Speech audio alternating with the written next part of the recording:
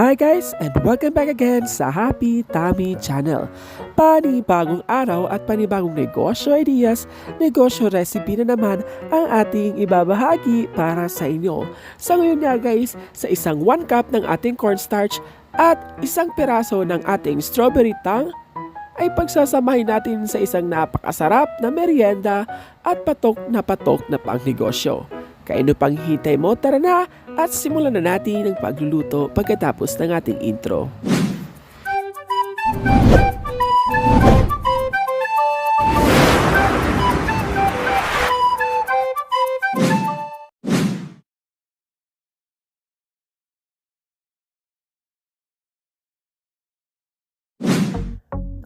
Para sa ating unang procedure sa isang pan nga, ay maglagay muna tayo ng 1 cup ng ating cornstarch. And then maglagay na din natin yung ating strawberry flavor na tang.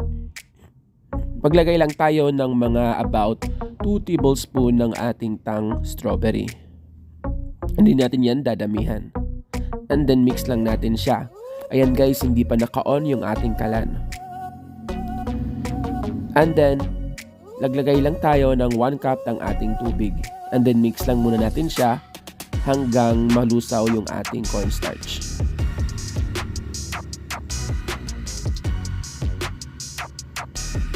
And then sa puntong ito ay bubuksan na natin yung ating kalan.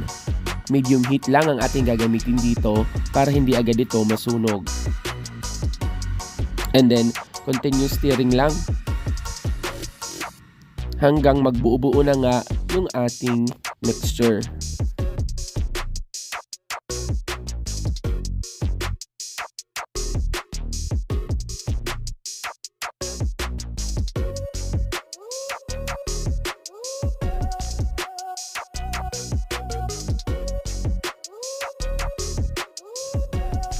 Ayan guys, maglalagay pa tayo ng another 1 cup ng ating tubig pero gradually lang yung ating paglalagay. Kailangan lang natin ma-achieve yung medyo malapot lang na texture or consistency. Ayan guys, medium heat lang ang ating gagamitin dito dahil mabilis mag-firm yung ating mixture. So ito na guys, medyo okay na siya. Ganito dapat ang ating ma-achieve na consistency. Set aside lang muna natin at ilipat natin dun sa ating lalagyan. So ayan guys, palamigin muna natin ito bago natin ito i-wrap mamaya.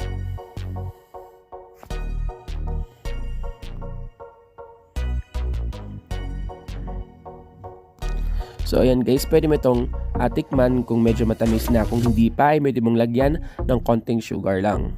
Set aside lang natin and let it cool.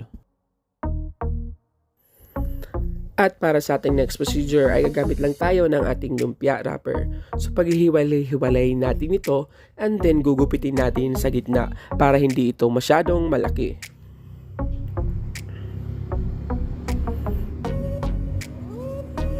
At pag nagupit na ito ay paghihiwalay-hiwalayin lang natin isa-isa.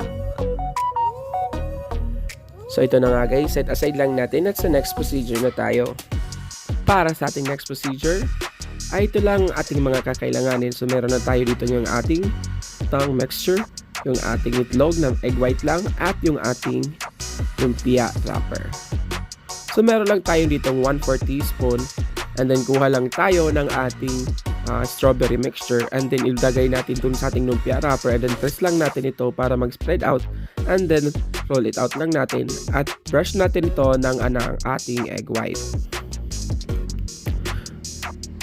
And then repeat the process lang.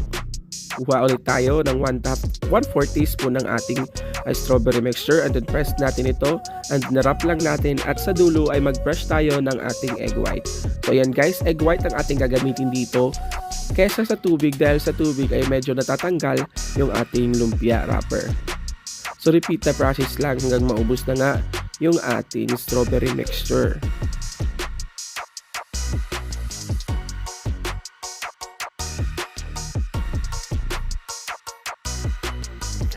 So ayan guys, set aside lang muna natin ito at magpiprito na tayo.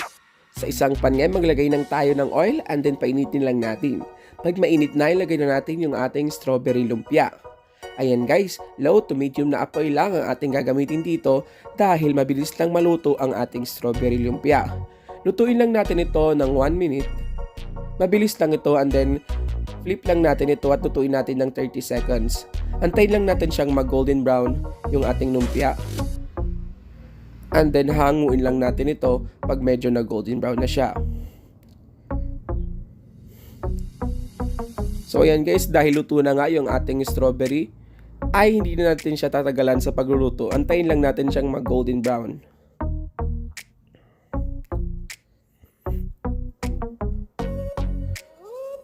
So ayan na nga guys, drain lang natin ito sa ating strainer para matanggal yung ating oil. Alam niyo naman sa lumpia, napakaraming oil na sumisipsip dyan. So kailangan talaga mag-drain ng maigi ito. Set aside lang natin at let it cool at mag-taste test na tayo.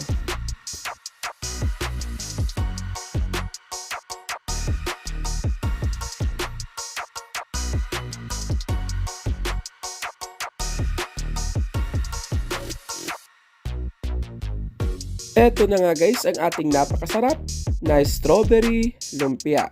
Mas masarap yan guys kung lalagay natin ng strawberry syrup or yung chocolate syrup.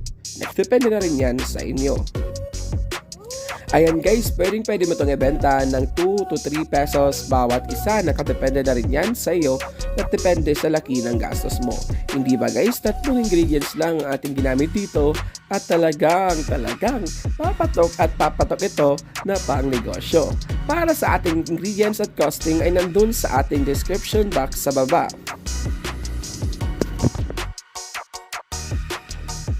At ayan guys, mag-like and follow din kayo sa ating Facebook page, Happy Tammy by RD. Yung link ay nandun sa ating description box. At mag-subscribe na din kayo sa ating YouTube channel na Happy Tammy Negosyo. Yung link ay nandun sa ating description box at ilalagay ko sa ating comment section. At huwag na rin kayong magatubiling mag-like and subscribe sa ating main channel itong Happy Tammy. And click the notification bell para updated ka sa ating mga daily uploads. Ayan guys, maraming salamat sa panonood. Stay safe, God bless, and Merry Christmas to us.